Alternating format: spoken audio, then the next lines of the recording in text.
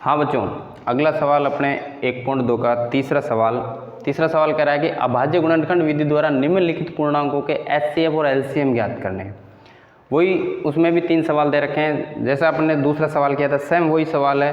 अभाज्य गुणनखंड विधि से एचसीएफ और एलसीएम ज्ञात करने हैं। तो देखिए पहला सवाल है इसमें 12, 15 और 21, इसके अपन को अभाज्य गुणनखंड विधि से एचसीएफ और एलसीएम ज्ञात करने हैं। तो वही 12 का हमें अभाज्य गुणनखंड करना है, 2 का भाग दिया 6 बार, 2 का दिया 3 बार, 3 का दिया 1 बार। इसी तरह 15 का करेंगे, 2 का जाएगा नहीं, 3 का देंगे 5 बार, फिर 5 का देंगे 1 बार। इसी तरह 21 में देंगे, 2 का जाएगा, 3 का नहीं जाए, 3 का जाएगा 7 बार, इधर गया 7 में 1 बार। तो हमारे पास 12 के अभाज्य गुणनखंड हो गए, अभाज्य गुणनखंड हो गए हमारे पास 2 गुणा 2 गुणा 3, या इसको लिख सकते हैं 2 की घात 2 गुणा 3। इसी तरह 15 के अभाज्य गुणनखंड हो गए हमारे पास 3 गुणा 5। इसी तरह 21 के अभाज्य गुणनखंड हो गए हमारे पास 3 गुणा 7। तो अब हम 12, 15 तथा 21 का एचसीएफ अपन ज्ञात करेंगे। क्या ज्ञात करेंगे? एचसीएफ। गुणनखंड हमारे पास तीनों के आ गए, तो अब हम एचसीएफ ज्ञात कर सकते हैं बड़ी आसानी से। जो कॉमन आ रहा है सब में, देखो 2 की घात इधर तो है, बाकी इनों में नहीं है तो नहीं आएगा। 3 इधर है, इधर है, इधर, तीनों जगह 3 है, तो अभाज्य एचसीएफ क्या आ जाएगा? 3। इसी तरह अब और कोई कॉमन मिल नहीं रहा, तो एचसीएफ इतना रहेगा। उसके बाद 12, 15 तथा 21 का हम एलसीएम ज्ञात करेंगे। एलसीएम मतलब लिस्ट कॉमन मल्टीपल। तो लिस्ट कॉमन मल्टीपल ज्ञात करने के लिए अब देखो 2 की घात इधर 2 है, बाकी में नहीं है, तो भी 2 की घात 2 आएगा। उसके बाद तीनों में सब है, तो 3 आ जाएगा 1 बार। फिर इधर 5 इधर नहीं है, इधर है, तो 5 भी आएगा और 7 भी आएगा। इस तरह इसका अपन गुणनफल करते हैं, तो ये 4 गुणा 3 गुणा 5 गुणा 7 क्या आ जाएगा? 12 बार 5 60 और 6 7 42, मतलब 420। ये हमारे पास क्या आ जाएगा? एलसीएम। क्या आ जाएगा? एलसीएम। तो इसमें एचसीएफ और एलसीएम ही पूछ रहा है, वो ज्ञात करना है। तो यही हमारा एक तो आ जाएगा ये आंसर, और ये एक आ जाएगा ये आंसर। ठीक है। इसी तरह अपन इसमें दूसरा सवाल है 17, 23 और 29। ठीक है। इसके एचसीएफ और एलसीएम ज्ञात करने हैं। तो इसमें देखो 17 एक अभाज्य संख्या है, 23 भी एक अभाज्य संख्या है और 29 भी एक अभाज्य संख्या है। तो इनमें सीधा इनके 17 के अभाज्य गुणनखंड क्या हो जाएंगे? वही रहेंगे 17। ठीक है। और इसी तरह 23 के अभाज्य गुणनखंड भी क्या हो जाएंगे? 23। और 29 के अभाज्य गुणनखंड भी क्या हो जाएंगे? 29। ठीक है। इनके साथ में अभाज्य गुणनखंड 1 गुणा 1 भी लिख सकते हैं। ठीक है। 1 से इस पर कोई फर्क नहीं पड़ेगा, तो 1 लिख सकते हैं। अब अपन इधर 17, 23 और 29 का एचसीएफ निकालते हैं, और 29 का एचसीएफ। तो एचसीएफ में क्या होता है? कॉमन फैक्टर जो आता है, हाईएस्ट कॉमन फैक्टर। अब इनमें तो कोई कॉमन आ नहीं रहा, तो क्या आ जाएगा इसका एचसीएफ? 1। क्या आ जाएगा? 1। अब इधर 17, 23 और 29 का एलसीएम निकालना है हमें। क्या निकालना है? एलसीएम। तो एलसीएम में तो इन सब का गुणा आएगा ही, तो ये आ जाएगा 17, 23 और गुणा 29। इन सब का जो गुणनफल आएगा वो हमारा एलसीएम हो जाएगा। अब अपन इसका गुणनफल कर लेते हैं, तो 23 गुणा 17 कर लेते हैं। 17 में 17 34, 17 51 का 1 हासिल 5, 17 में 17 17 दूनी 34 और 5 39। तो ये हो गए 34 और 5 39, 391। 391 को कर लेंगे अपन 29 से गुणा, तो 9 9 9 में 81 हासिल 8, 9 9 9 29 27 और 8 27 और 8 हो जाएंगे हमारे पास 35। ठीक है। उसके बाद 2 का करेंगे, 2 2 एकम 2, 9 दूनी 18 का 8 हासिल 1 और 6 और 1 7।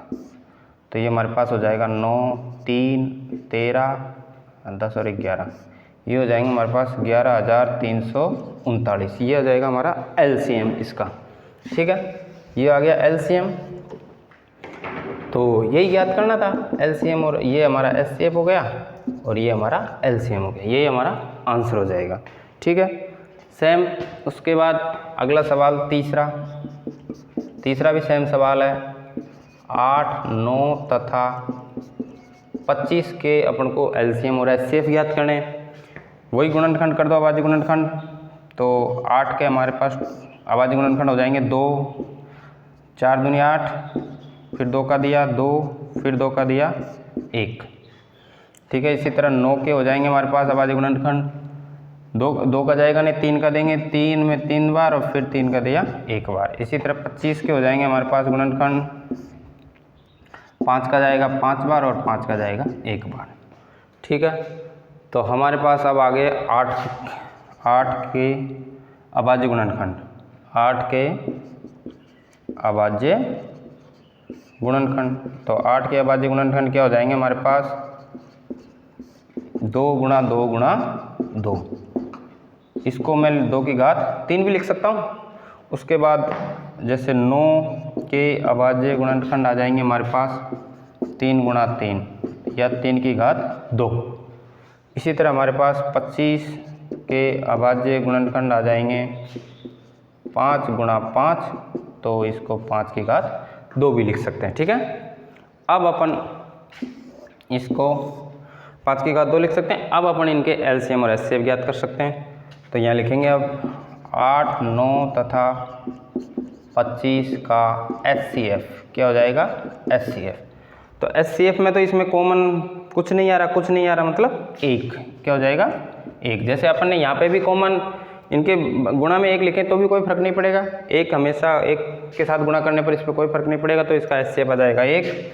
तो 8, 9 तथा 25 का जो LCM है वो क्या आ जाएगा हमारे पास LCM इन सब का गुणा, कि 2 की घात 3 गुणा 3 की घात 2 गुणा 5 की घात 2। तो 2 की घात 3 मतलब 8 गुणा 9 गुणा 25। ठीक है, तो ये आ जाएगा हमारे पास LCM क्या आ जाएगा 25 × 200 और 200 को 9 से गुणा करेंगे तो 1800। तो ये हमारे पास LCM आ गया इसका। तो एक ये आंसर हो जाएगा और एक ये आंसर हो जाएगा हमारा LCM।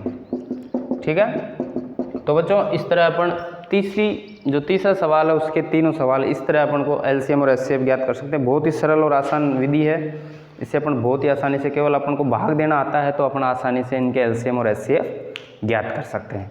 अब आगे बढ़िए। हाँ, तो बच्चों इसका अपने अगला सवाल है 4 नंबर का, जिसमें दे रखा है कि SCF ऑफ 306 और 657 बराबर 9 दिया है, तो LCM ऑफ 306 और 657 ज्ञात करना है। मतलब हमको दो संख्याओं को SCF दे रखा है और LCM ज्ञात करना है और दोनों संख्याएं दे रखी है। तो हमने अभी जब इसको प्रश्नावली को शुरू किया था तब भी हमने पढ़ा था कि LCM और SCF का जो गुणा है वो दोनों संख्याओं के गुणनफल के बराबर होता है। तो यहाँ पे सवाल में हम यहाँ पर पहली संख्या जिसको A मान लेते हैं अपन, A बराबर दे रखा है 306 और दूसरी संख्या B बराबर दे रखा है 657, ये दे रखा है। और क्या चीज़ दे रखी है हमें, SCF ऑफ दे रखा है 306 और 657, कितना दे रखा है हमें 9, ये भी दिया हुआ है हमें ज्ञात करना है LCM ऑफ 306 और 657, ये हमें ज्ञात करना है सवाल। तो अपन यहाँ पे लिख देंगे, चूँकि हम जानते हैं कि LCM गुणा SCF ये किसके बराबर होगा, दोनों संख्याओं के गुणनफल। देखो इसको दोनों तरह से लिख सकते हैं, LCM गुणा SCF बराबर A गुणा B लिख सकते हैं, या A गुणा B बराबर LCM गुणा SCF लिख सकते हैं। ठीक है, दोनों बराबर हैं तो आगे पीछे लिख सकते हैं, मतलब इसको LHS को RHS में, RHS को कोई फर्क नहीं पड़ेगा। अब यहाँ पे अपन को LCM और SCF, अब देखो LCM हमें ज्ञात करना है तो LCM की जगह LCM, और SCF हमें दे रखा है 9 तो SCF की जगह 9 आ गया। और ए और बी की जगह कितना आ गया 306 गुणा 657। ठीक है, अब हमें आसानी से, बहुत ही आसानी से अपन यहाँ से एलसीएम ज्ञात कर सकते हैं। तो एलसीएम आ जाएगा हमारे पास, 9 को इधर भाग में भेज देंगे तो ये आ जाएगा 657 भाग 9। 9 का भाग दे दो, 9 से ये कट जाएगा, 9 से देखो 9 एकम 9 और 9 5 45 9 6 9 स्तंभ 63, 9 5 45 9 6 54, 9 स्तंभ 63, यहाँ से 2 बचे 73। ठीक है, 2 बजे 27, 9 तिया 27। तो हमारे पास जो एलसीएम आया वो आ गया 306 गुणा 73। इसको गुणा कर देंगे तो 306 को 73 से गुणा कर दो, कितना आ जाएगा हमारे पास, ये आएगा 6 तिया 18 और 3 तिया 9, 7 छक्की 42 और 7 तिया 21, 8 3 9 4 13 का 3 हासिल 1।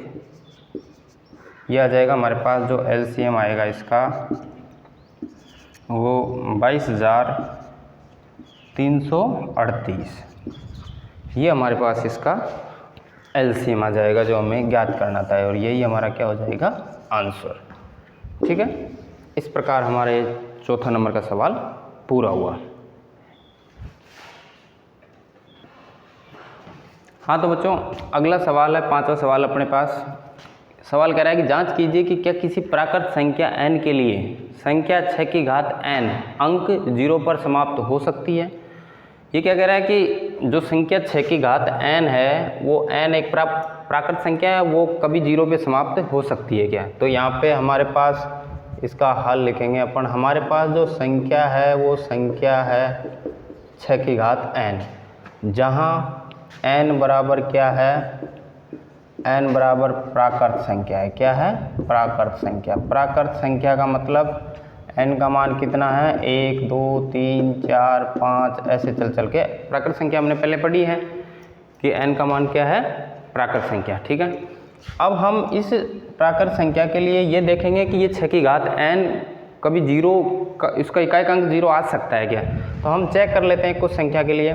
तो जैसे मैंने n बराबर 1 पर 6 की घात 1 बराबर 6, n बराबर 2 पर 6 की घात 2 बराबर 36, या 6 गुणा 6 बराबर 36 कर देते हैं इसको। ठीक है, n बराबर 3 पर 6 की घात 3 बराबर 6 गुणा 6 गुणा 6, तो ये हो जाएगा 216। और n की घात 4 पर 6 की घात 4 बराबर 6 गुणा 6 गुणा 6 गुणा 6 बराबर हो जाएगा 216 में 6 का गुणा करो, 6 6 का 36 हासिल 3, 6 एकम 6 और 3 9 और 6 दूनी 12, 1296। ऐसे अब देखो इन सब का अगर इकाई अंक देखें तो सबके इकाई अंक में 6 आ रहा है, तो कहीं ना कहीं अपने नहीं लगता कि इसमें कभी 0 नहीं आएगा। तो यहाँ पे लिख देंगे कि चूँकि 6 और अगर अपन और देखें तो 6 की घात n के अगर अभाज्य गुणनखंड करें तो 2 गुणा 3 की घात n। तो यहाँ से हम कह सकते हैं चूँकि 6 के अभाज्य गुणनखंड में 2 की घात n और 5 की घात m के रूप में नहीं है,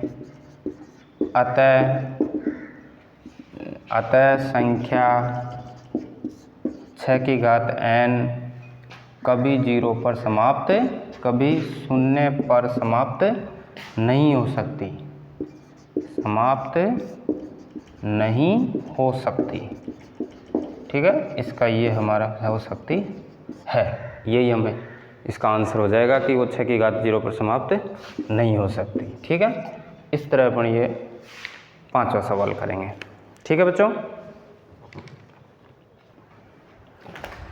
हाँ तो बच्चों, अगला सवाल है अपने पास ये 6ठा सवाल। व्याख्या कीजिए कि 7 गुणा 11 गुणा 13 प्लस 13 और 7 गुणा 6 गुणा 5 गुणा 4 गुणा 3 गुणा 2 गुणा 1 प्लस 5 एक भाज्य संख्या है। भाज्य संख्या है। भाज्य संख्या देखो, दो संख्या होती है भाज्य और अभाज्य संख्या। भाज्य संख्या तो क्या होती है कि जिसमें एक का और स्वयं के अलावा किसी तीसरी संख्या का भाग जाता हो, उन संख्याओं को हम भाज्य संख्या कहते हैं। कई पहले भी पढ़ा हमने। और अभाज्य संख्या क्या होती है? जिसमें केवल खुद का और एक का भाग जाता हो, उसके अलावा किसी तीसरी संख्या का भाग नहीं जाता हो, तो उसको कहेंगे अभाज्य संख्या। अब अपन को इसको जांच करना है या बताना है कि व्याख्या करनी है कि ये भाज्य संख्या कैसे हैं। तो हमारे पास जैसे पहली संख्या है, जैसे संख्या है हमारे पास ये 7 गुणा 11 गुणा 13 प्लस 13। अब देखो इसमें यहाँ तक तो गुणा है और प्लस 13, मतलब ये दो संख्याएं, एक तो ये अलग है, ये अलग है। अब इसमें से देखो गौर से देखेंगे तो ये तो सब गुणा में है और ये प्लस 13, तो ये मैं यहाँ से 13 इधर भी है इधर भी है, तो 13 कॉमन ले सकता हूँ। तो कॉमन लेंगे तो ये इधर बच जाएगी 7 गुणा 11 और ये हो जाएगी प्लस का 1। तो यहाँ से अपन को पता लग रहा है कि 13 इन दोनों की कॉमन संख्या, दोनों संख्याओं की कॉमन है 13। तो यहाँ लिख देंगे चूँकि इस संख्या का एक गुणनखंड 13 है, चूँकि इस संख्या का एक गुणनखंड क्या है? गुणनखंड 13 है, क्योंकि 13 कॉमन आ रहा है, तो ये इसका गुणनखंड हो गया। और गुणनखंड हो गया तो अतः यह एक भाज्य संख्या है। अतः यह एक भाज्य संख्या है। गुणनखंड है इसका मतलब वो किसी तीसरी संख्या से भी विभाजित हो रही है। इसी प्रकार दूसरी संख्या है हमारे पास, दूसरी संख्या है 7 गुणा 6 गुणा 5 गुणा 4 गुणा 3 गुणा 2 गुणा 1 और प्लस के 5। ठीक है, तो इसमें से भी अपन देख रहे हैं, देखो ये तो सब गुणा में है और प्लस जाके 5 और है, तो 5 इसमें भी है इसमें भी है, तो मैंने 5 कॉमन ले लिया। 5 कॉमन लिया तो यहाँ बचा 7 गुणा 6 गुणा 4 गुणा 3 गुणा 2 गुणा 1 और प्लस का 1। एक अलग संख्या होगी, ये अलग संख्या होगी, 5 यहाँ कॉमन आ गया। तो यहाँ पे भी अपन कह सकते हैं कि इस संख्या का एक गुणनखंड क्या है? 5 है, 5 है। अतः यह एक भाज्य संख्या है। क्या है? भाज्य संख्या है, क्योंकि कॉमन आ रहा है तो इसका मतलब ये कहीं ना कहीं विभाजित हो रही है। तो ये दोनों भाज्य संख्या हो गई। तो अब हम कह सकते हैं कि अतः उक्त दी गई दोनों संख्याएं भाज्य संख्या है, भाज्य संख्या है। बस इतना ही करना है इसमें। ठीक है, इस तरह अपना ये छठा सवाल पूरा हुआ।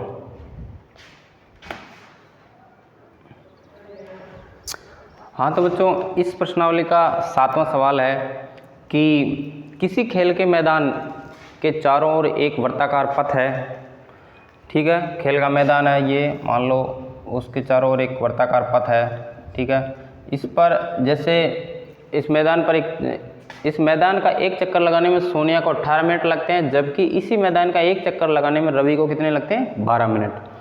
मान लीजिए कि वे दोनों एक ही स्थान और एक ही समय पर चलना प्रारंभ करते हैं,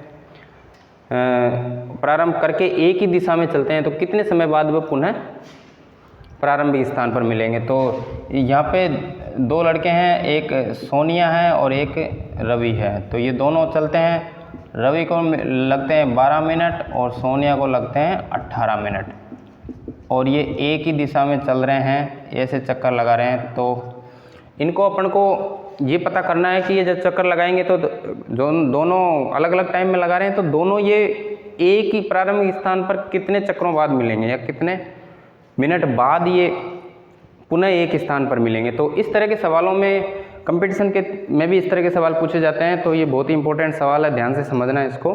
तो अपन इसका हल करते हैं। तो यहाँ पे सोनिया को कितना टाइम लग रहा है? तो यहाँ लिखेंगे कि सोनिया को एक चक्कर लगाने में लगा समय, कितना समय लग रहा है उसको? 18 मिनट। कितना लग रहा है? 18 मिनट। और रवि को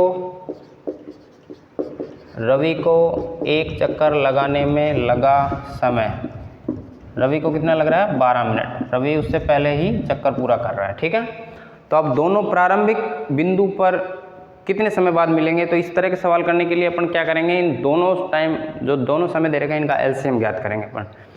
तो यहाँ पे लिख देंगे कि प्रश्नानुसार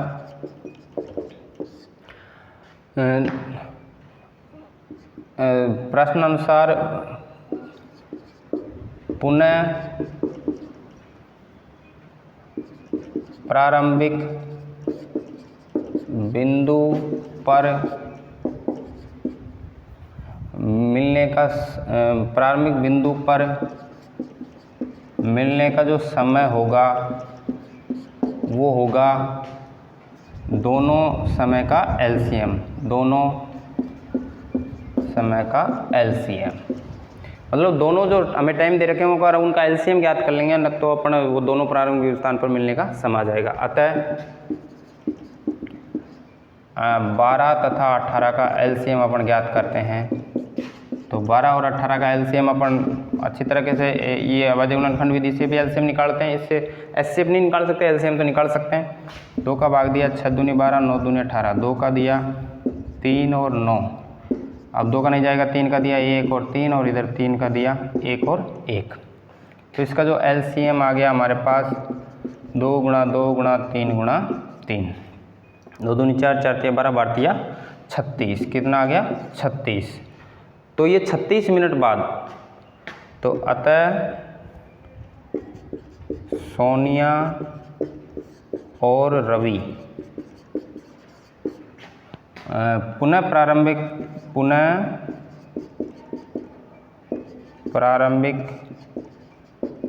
स्थान पर मिलेंगे। कितने समय बाद मिलेंगे, मिलेंगे बराबर 36 मिनट बाद। कितने मिलेंगे 36 मिनट बाद।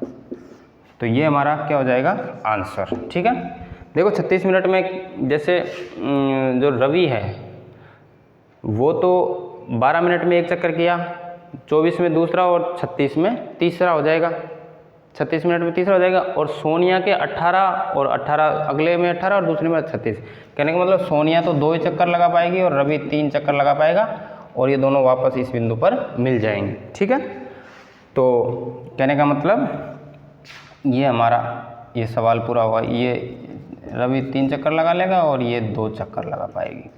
ठीक है, इस तरह पर ये प्रश्नावली पूरी हुई 1.2, जिसमें कि 7 सवाल थे। ये 7 सवाल हमने बोर्ड पर हल कर लिए। उम्मीद है आपको समझ में आ गया होगा, और नहीं समझ में आया तो बार बार देखना है वीडियो को, बार बार अच्छी तरीके से देखना है, अच्छी तरीके से वीडियो को रोक के उसको आराम से उसको देखना, उसको समझना है, और चैनल को सब्सक्राइबर और शेयर करना अपने दोस्तों के साथ, तो वो भी सरल से सरल तरीके से गणित को अपने समझ सकें और गणित एक रुचिकर सब्जेक्ट बन सके अपने लिए। ठीक है, थैंक यू, धन्यवाद।